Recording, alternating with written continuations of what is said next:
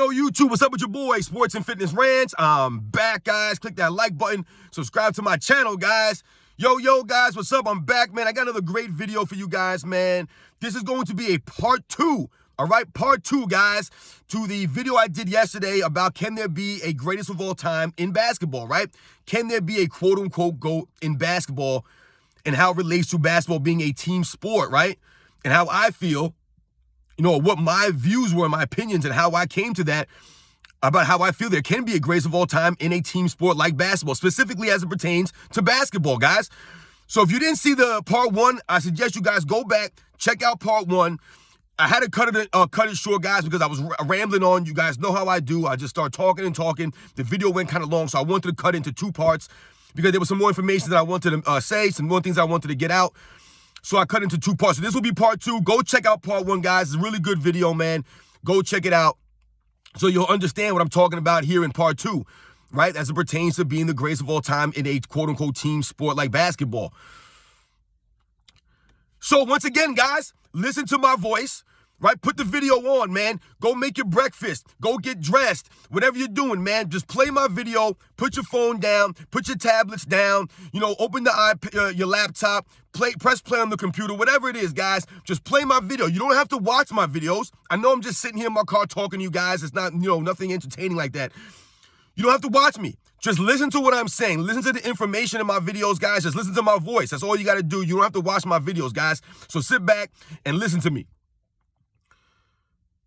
So when we talk about there being a greatest of all time in a team sport like basketball, right, specifically as it pertains to basketball, I've told you guys and I've explained to you how basketball relates to other quote-unquote team sports, right, and how basketball only has 5 players on each team on the court, which is the fewest of any team sport, right? They have the least amount of players in the field to play than any other sport, which means that one player can impact the game at a higher level than any other team sport. And when we think about some of these other team sports, basketball, one player plays both sides, right? Offense and defense. If you relate that to a football player, let's say, they only play offense or they play defense. They don't play both ways. So the impact is there for a singular basketball player. But guys, when we think about the greatest of all time as it relates to sports in general, just all team sports, right? And I mentioned to you guys and I explained to you guys in part 1 that basketball is lesser of a quote-unquote team sport than other team sports, right? I've told you that. I explained that to you, how we can come to that conclusion. But if you guys think about when you were young growing up or even now, we as society, like I explained in my part 1, we as society have always labeled someone as the greatest of all time in whatever the sport is. When I was growing up, guys, people would say that Babe Ruth was the greatest baseball player of all time. They would say that, right? I never saw Babe Ruth play baseball, but they would say that. Even to this day, he's considered the measuring stick for greatness when it comes to baseball. Maybe you've heard Hank Aaron was the greatest baseball player of all time, or Willie Mays, or Barry Bonds. Whoever you heard, people would say somebody was the greatest of all time at baseball, which is way more of a team sport than basketball has ever been or ever will be. Right? You think about baseball. So if you think about that, right, that's the way it's always been. When you think about soccer. Now, I didn't play soccer growing up, guys, and I don't know much about soccer. I'll be honest. Soccer's not necessarily a quote-unquote American sport. It's a global sport, right? But when we think about soccer, I would always hear people say that Pele was the greatest soccer player of all time. When I was young growing up, that's what I always heard. This guy Pele was the greatest soccer player of all time. People would be compared to Pele's greatness. Rest in peace, Pele. And soccer, to me, is much more of a team sport than basketball is. But yet people will call or consider Pele the greatest of all time. And we've heard people say Messi is the greatest soccer player of all time, or Ronaldo. Whoever it is, guys, people have labeled a singular player in a team sport like soccer, where you play in this giant field, there's 11 people on each team, you have an actual goalie out there, but they'll label Pele or Ronaldo or Messi as the greatest soccer players of all time. When we think about a sport like hockey, once again, guys, I'm not familiar with hockey. I didn't play hockey growing up. I did not watch hockey growing up. However, I was into sports, and I would always hear Wayne Gretzky is the greatest hockey player of all time. Wayne Gretzky, he's the greatest hockey player of all time. To this day, they still say that. It's not even questioned, guys. It's not questioned. However, when you think about hockey as a team sport, it's more team-oriented than basketball is. There's an actual goalie. They have a goalie in hockey. A guy stands in front of the goal to block the goal. Wayne Gretzky wasn't a goalie. He didn't block the goal. So how could they label him as the greatest hockey player of all time? He needs help too, right? He's got teammates. It's more of a team sport than basketball is. But yet and still, we've always said that Wayne Gretzky is the greatest hockey player of all time. Or if you believe it's somebody else, you still believe in someone, right? Not a team. You're not telling me the LA Kings are the greatest hockey team of all time. You're talking about a singular player. So when we think about those aspects, and we think about basketball and how it relates to these other team sports, and these other sports which are more team-oriented than a basketball, they have been labeled as greatest of all time, these players. In these other sports, we've always done this in society. Like I said, this goes back to society, saying that we can do this, that it's applicable. But more importantly, guys, there's a couple of things I want to mention real quick in this part 2 video as it pertains to basketball specifically. You know, you guys have heard the term, all-time greats can play in any era. Especially when it comes to basketball. You've often heard this, guys, right? You've often heard people say, oh, well, Bill Russell will be great in any era.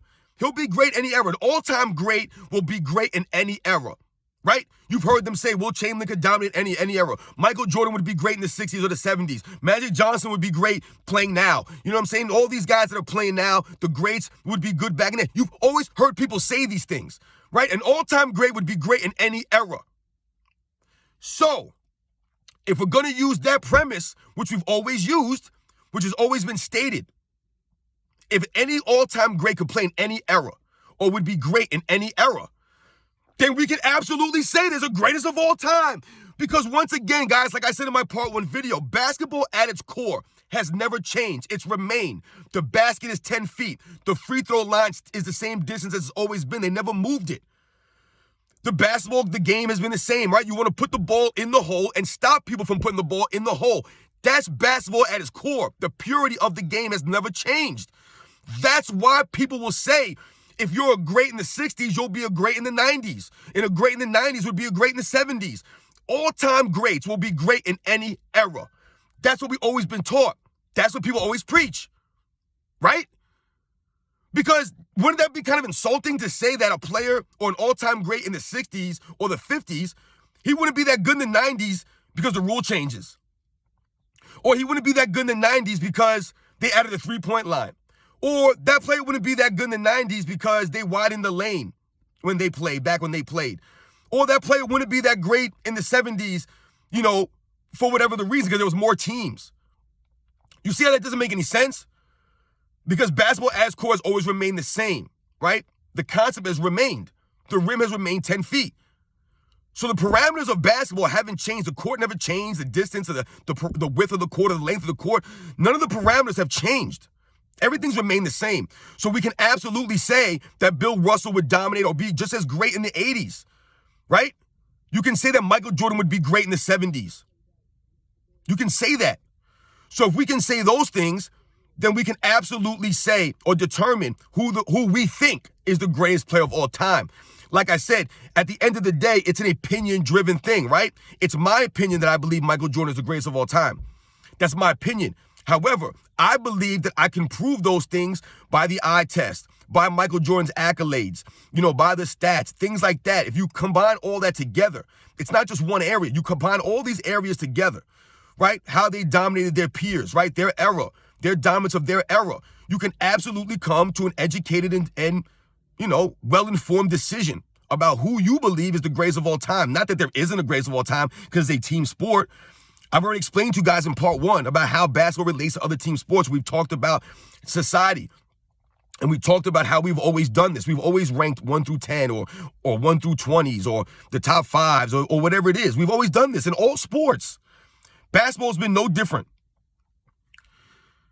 So, guys, in conclusion to part 1 and part 2 here, I absolutely believe that there can be a greatest of all time in a team sport, specifically basketball. And I've given you guys examples of how basketball relates to other team sports, the other major team sports, right? And I've shown you guys examples of how one singular player can impact the basketball game at a level that that players can't do in other team sports. They just can't do that. Either they don't play both sides of the ball, or there's a lot of more players on the field with them, right? I talked about how soccer and hockey have goalies, people standing in front of the goal blocking it, right? Those are more team-oriented sports, man, and I've given you guys all the parameters. So thank you guys for watching my video. Like I said, go back and watch part 1, guys. Go back and watch part 1. If you haven't watched part 1 yet, don't watch this part first. Watch part 1, then come back and watch this part. You'll understand a lot more where I'm coming from, and you can be able to follow along the video and really, like I said, really grasp what I'm trying to say, guys. All right? Once again, guys, thank you for watching my video. I tried to keep this one a little bit shorter than the part 1. I hope you guys understand how it pertains to there being a greatest of all time. This is specifically basketball. Listen, do I believe that there's a greatest hockey player of all time? Like I said, I don't know, guys. I never watched hockey growing up. I don't know the ins and outs of hockey like that to make an informed decision. But I would say, I don't know. When it comes to soccer, people say there's a greatest soccer player of all time. I don't know soccer that well, guys, to make it a really educated guess or opinion on that. I don't have an opinion of who the greatest soccer player of all time or the hockey player is. The only sport, and even baseball, guys, I know baseball very well. I grew up playing baseball, this and that. If I had to say who was the greatest baseball player of all time, I don't know. I think you can say who's the greatest baseball player of all time. I mean, I would say maybe Barry Bonds. I mean, for me growing up, Ken Griffey Jr. was my favorite baseball player of all time, and I believe he could have been the greatest player of all time. If his last, 4 or 5 years or so, he had some injury problems and things like that. It kind of derailed his career at the end, so to speak.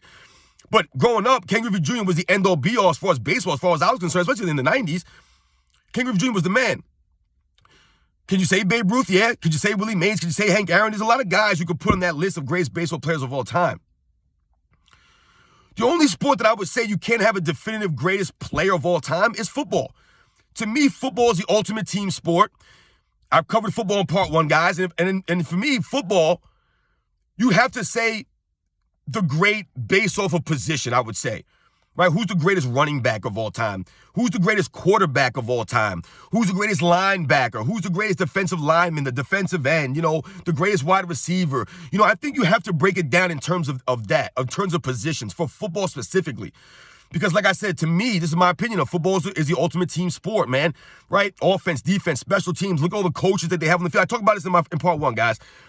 So for me, football is really the only sport that I could definitively tell you that I don't believe that you can have a greatest of all time overall, a greatest football player. Because, a lot of times you'll hear people say Tom Brady's the greatest football player of all time, but most of the time they'll say he's the greatest quarterback of all time. But if you call him the greatest player of all time, it doesn't hold water. Tom Brady can't tackle. He wasn't a great athlete per se, right? He's not faster than these guys or could jump or can't catch. We saw what he did in the Super Bowl. He can't catch. So is he really the greatest football player of all time? I don't know if you can call him that. So, you got to think about it in terms of that way, guys. I think football has to be by position. But basketball, to me, is in a whole other category as far as team sports is concerned, man. So I absolutely believe you can have a greatest of all time in basketball. It doesn't matter who you think it is. Just because I think it's Michael Jordan, you can think whoever you want. Make your case. Right? You can absolutely come to an informed decision. And if you feel that your player has a case to be the greatest of all time, then great, man. Then that's who you got. And there's no problem with that, man. So once again, guys, I hope you enjoyed the video. I know it went a little bit long, man. I try to keep them short, man. I appreciate everything you guys have been saying to me, man. The comments, the love, everything, man. I appreciate all this stuff, guys. I'm going to have way more videos coming out, man. I hope you guys enjoy this one. Absolutely, there can be a greatest player of all time as it pertains to basketball. Doesn't matter who you think it is, guys. There can definitely be a greatest of all time.